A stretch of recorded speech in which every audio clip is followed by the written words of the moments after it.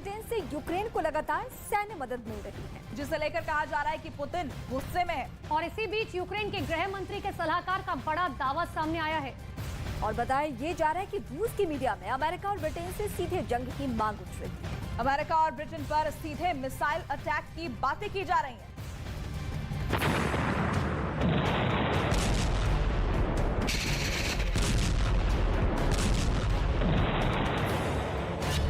America से सीधे टकराएगा रूस।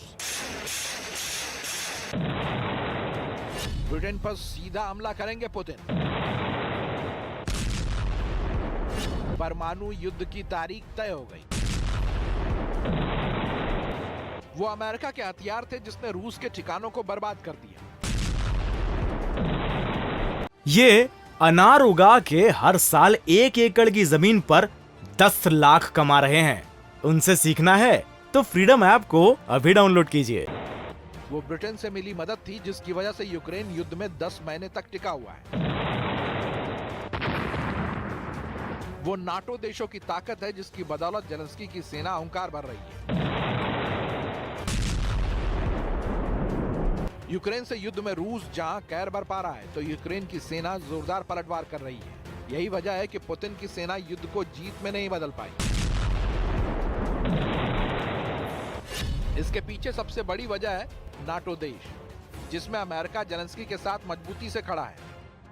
ब्रिटेन, फ्रांस जैसे देशों से लगातार यूक्रेन को आर्थिक मदद मिल रही है, जिनकी बदौलत जेलेंस्की की सेना डटकर युद्ध के मैदान में खड़ी है और पुतिन की सेना के लिए बड़ी चुनौती बनी हुई है। अब खबर है कि अमेरिका, ब्रिटेन और नाटो देशों से यूक्रेन को मिल रही मदद से पुतिन भड़के हुए हैं। रूस की मीडिया में मांग उठ रही है कि अमेरिका और ब्रिटेन पर सीधा हमला होना चाहिए। यह दावा यूक्रेन के गृह मंत्रालय के सलाहकार ने किया, जिसमें बताया गया कि रूस की मीडिया में अमेरिका और ब्रिटेन को सबक सिखाने की अपील की जा रही है।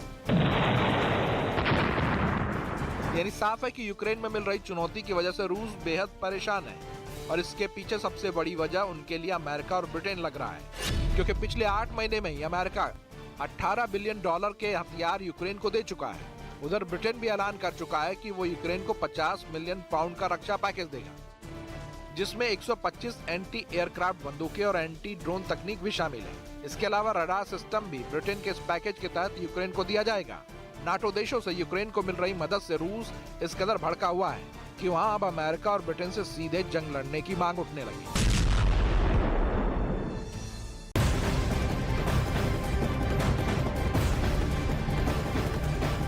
और पुतिन और कादिरोव जितनी भी कोशिश कर ले, लेकिन जेलेंस्की ने युद्ध में पीछे न हटने की ठानी हुई।